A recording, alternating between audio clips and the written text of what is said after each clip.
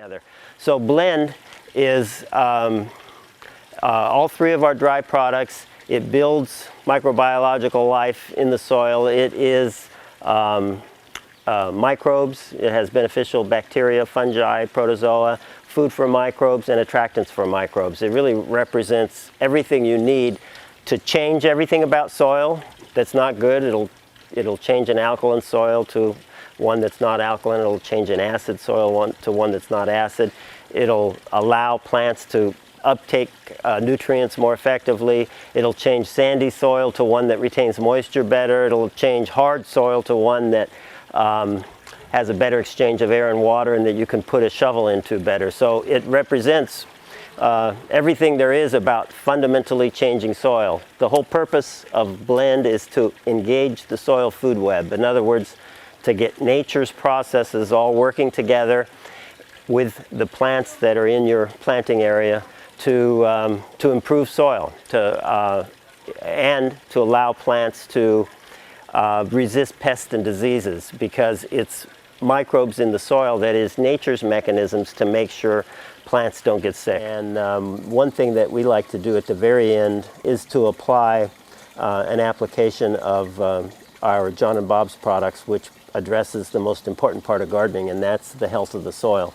And so I'm going to demonstrate how simple it is. The topical application is preferred because most of the microbiological life in soil is in the top 1 to 2 inches. So we want these products on top, not buried 6 to 8 inches below. If you incorporate them, they'll still work, but you get more value by having them be in the top inch or two.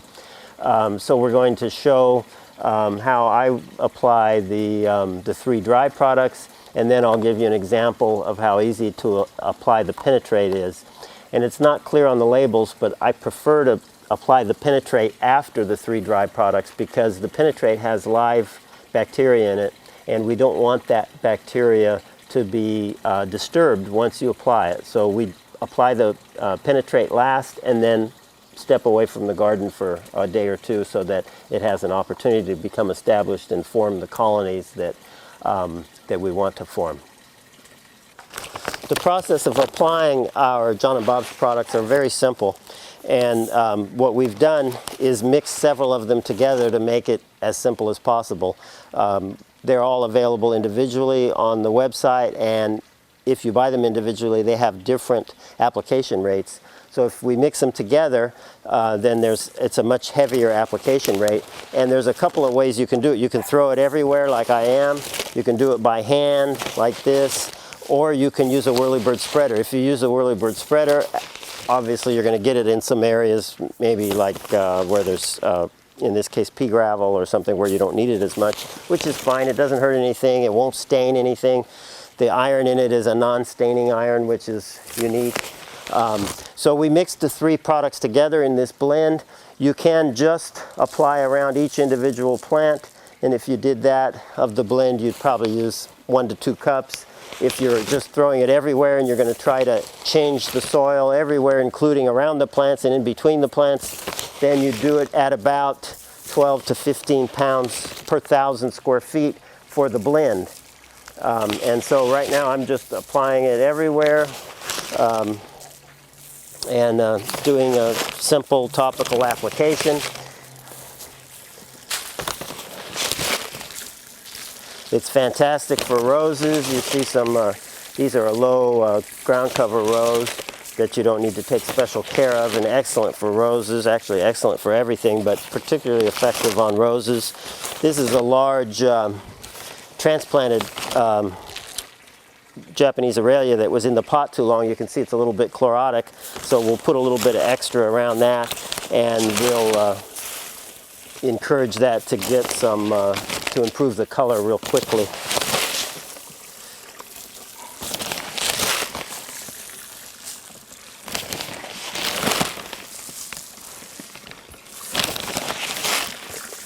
And you don't need to water it right after. You can water it anytime. You just water it as per the needs of the plant.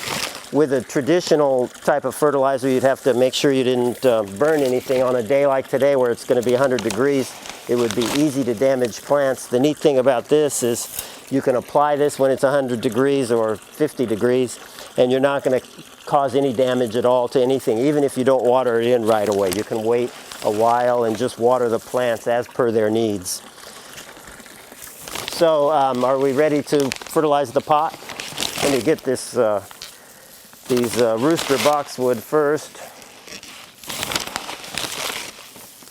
One of the neat things about using the product in pots is, you know, pots leach nutrients real quickly, and so a lot of times you'll have empty soil in pots.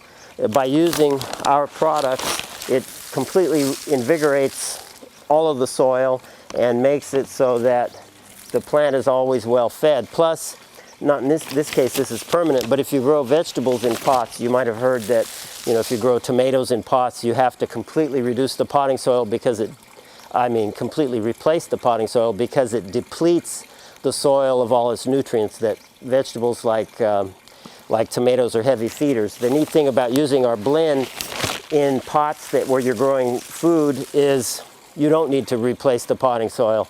It completely puts back all the life in the soil that's needed, and so you can keep the same potting soil and just continue to plant in it. Even if you wanted to plant tomatoes more than 1 year in the same soil, that would be fine. The other thing that it's really effective for is shade-loving plants that are sensitive to sun. It does a great job of building the soil, whether in the container or the ground. You see this very delicate Japanese maple. It's excellent in the pot for that. You notice the process of spreading John and Bob's is a little bit messy, so you might want to wear a glove. It puts black organic compounds all over your hand, which those organic compounds aren't dangerous in any way. Actually, I think they're good for me, but they don't look too good.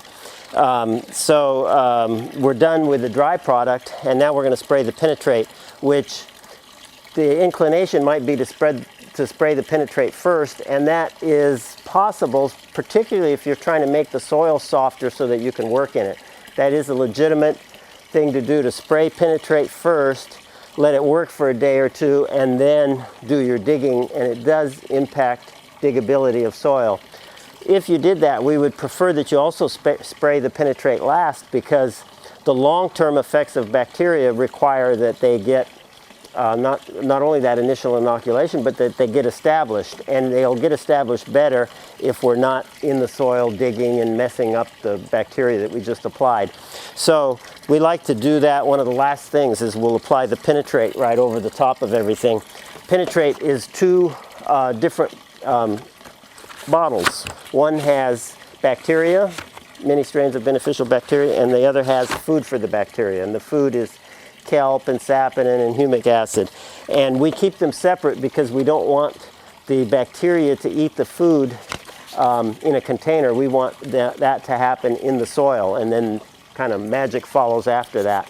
If the bacteria starts eating the food in the soil and doing what bacteria does, then higher life forms eat the bacteria, and bacteria collects mineral nutrients for higher life forms, and so it starts this process of building complex life in the soil, and that's what John and Bob's line of products is all about. That's what we were trying to do, build complex microbiological life in the soil. So I use a backpack sprayer. You can use any kind of sprayer. You could even use a bucket if you're just going to dump it into a hole or dump it into a concentrated spot. So this is the bacteria. So we'll just put the bacteria. In this case, I'm going to use the whole thing. This is our larger container, and it treats 4,000 square feet. And then the food for the bacteria. And we'll put them together. And then we'll fill it with water.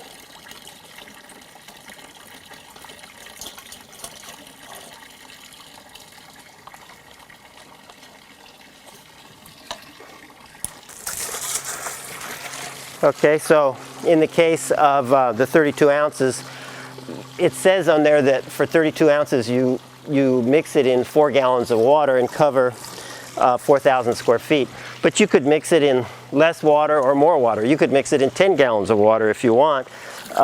We don't care how much water you use. We just want that amount of product to treat that amount of surface area. So as long as we get these two 32-ounce bottles over 4,000 square feet or less, that's great. And if you do it over 1,000 square feet, there's no chance of burning anything or damaging anything in any way. The more you use, the better, really, except that we're trying to give you rates where you get the most for your money. So, so this is calculated to treat 4,000 square feet.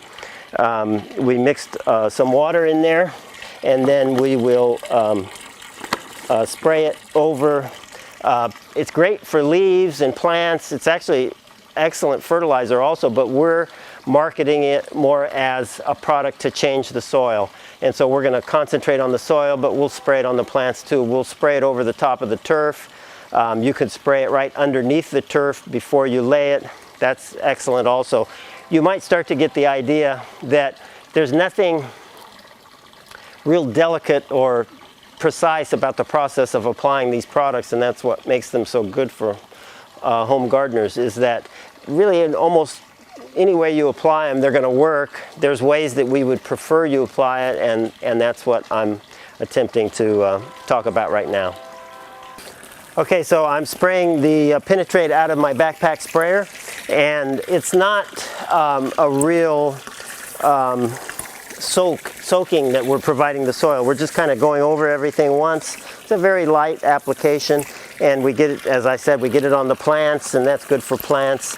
And you know, we can go back over a second time if we don't use it all. We know about how much, we know exactly how much is in our backpack, so we know what kind of area we have to cover, so we just go over it until we cover it. Now, one thing that I found with a backpack sprayer is if you just use the regular nozzle, it really applies it at too slow a rate, where it takes a long time to get it all into the area that you need. And since we don't really need an even application, we're just trying to get the product generally in the soil. One thing that I do frequently is I'll take the nozzle off and just apply it more in a stream and just kind of wave that nozzle around, and that makes it go a lot faster and is plenty precise. We don't need to be precise about it, and then that gets us the penetrate everywhere that we want to get it. If you use a hose-in sprayer, one of the problems that people frequently complain about to me is that they run out of product and they're not done with the area because the hose-in sprayer, either the calibration is off or something goes wrong in the calculation. So if you're using a hose-in sprayer, you might start at a rate that you think is too low and just go over and over to make sure you have enough, and it'll get you everywhere.